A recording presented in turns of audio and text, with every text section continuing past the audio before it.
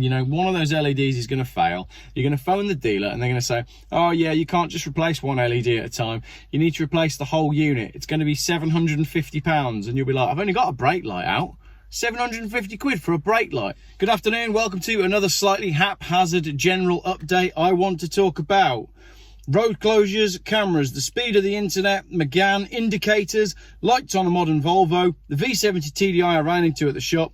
I'm going to ask, is everywhere too busy now? I want to talk a little bit about birds of prey, update you on my fuel economy, and sell you my Mercedes SLK. And also talk about these sunglasses.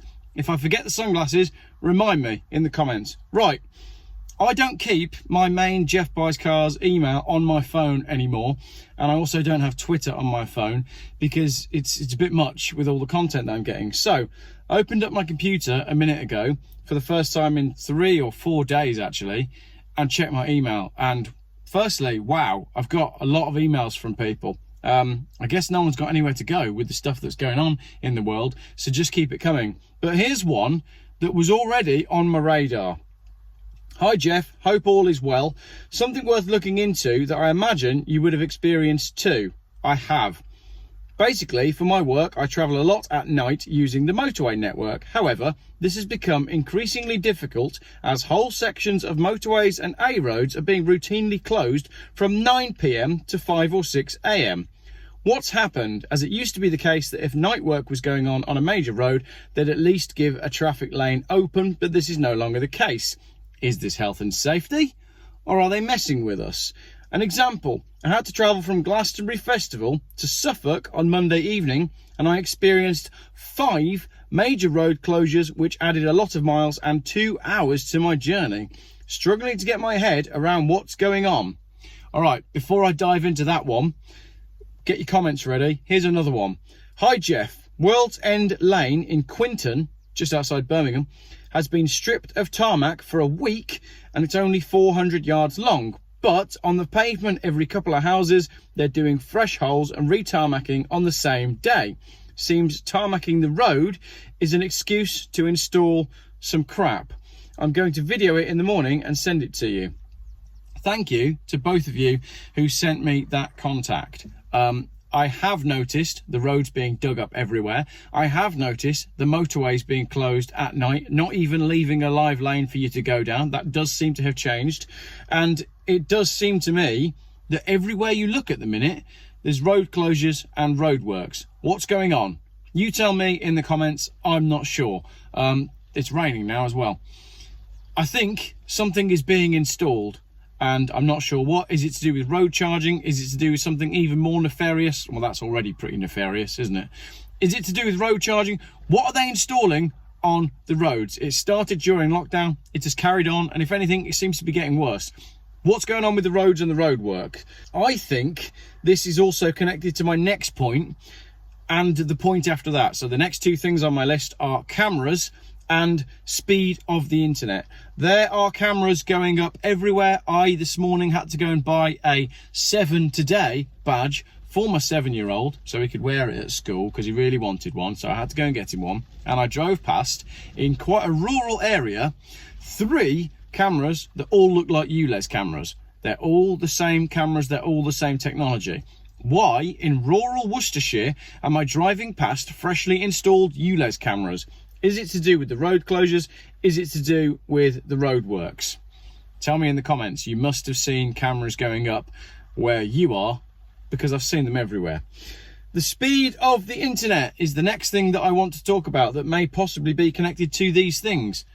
Is your internet rubbish? My internet is rubbish everywhere. On my phone, it's rubbish. My broadband, rubbish. Everywhere I go, no signal. 5G, can't make a call. 5G, can't load anything. Rubbish. Right now, 1 bar of signal. I'm like not particularly remote right now. Why is the internet and mobile phone signal rubbish everywhere you go, despite the fact that they're clearly upgrading and installing new infrastructure? What's it all for? You tell me in the comments. I've got my opinions. I'll hold on to them for now. Yesterday, we did a bit of a family road trip. As I said, it's my little lad's birthday.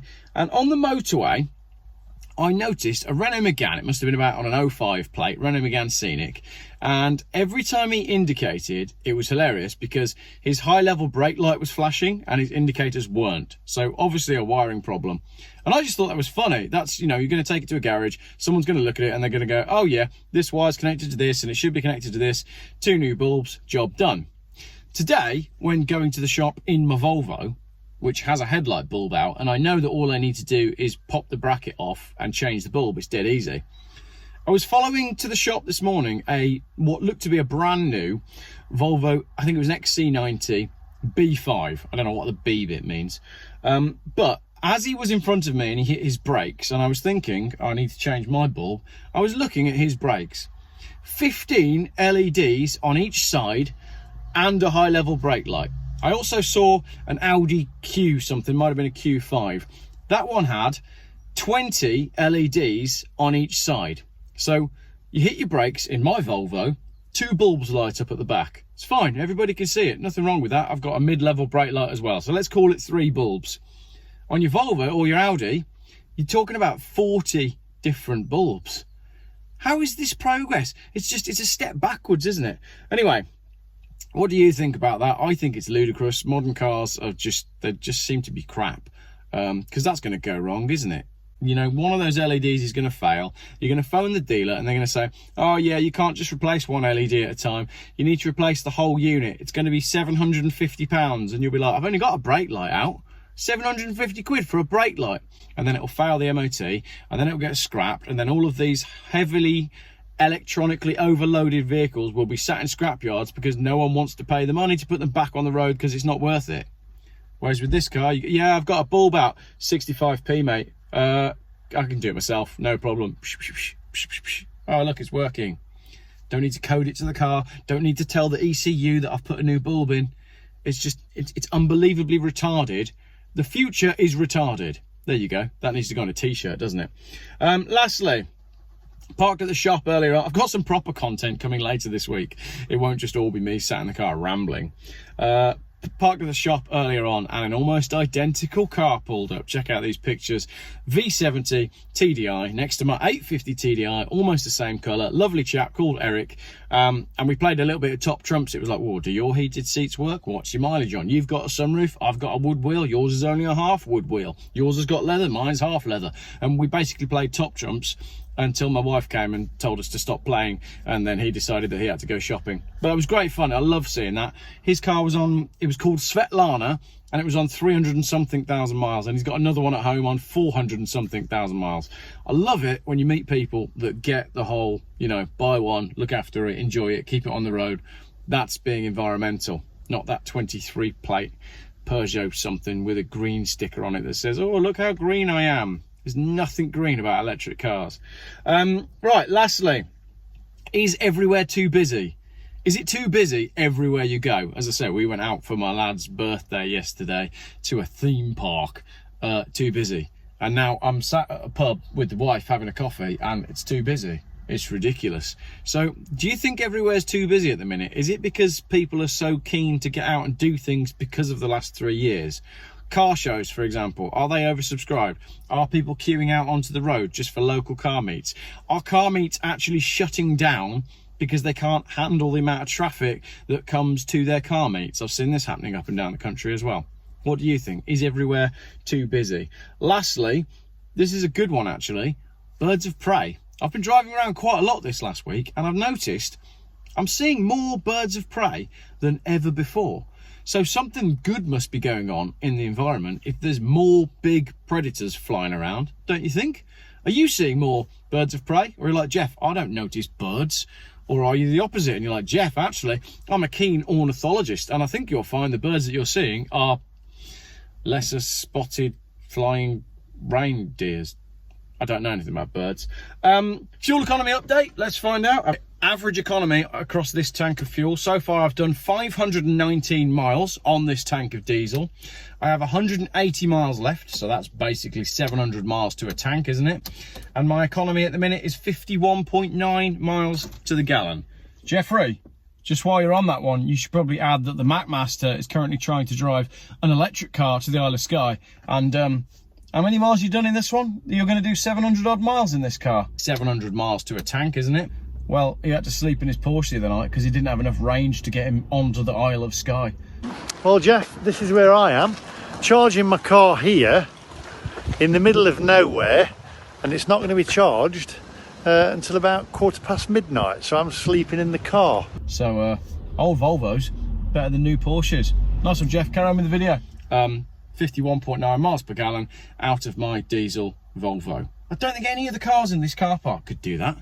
They're all brand new because we've sat at a pub that rich people go to and it's just been payday. I could just about afford a lime soda.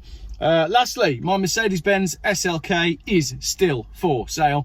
£1,500 or nearest offer. And tomorrow is July the 4th, Independence Day. And I didn't plan this, but I'm actually buying my very first American car tomorrow.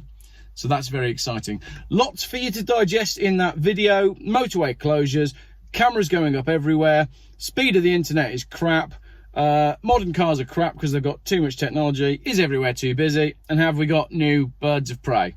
Yeah, a lot there. So hit me with your comments. I did say these sunglasses as well.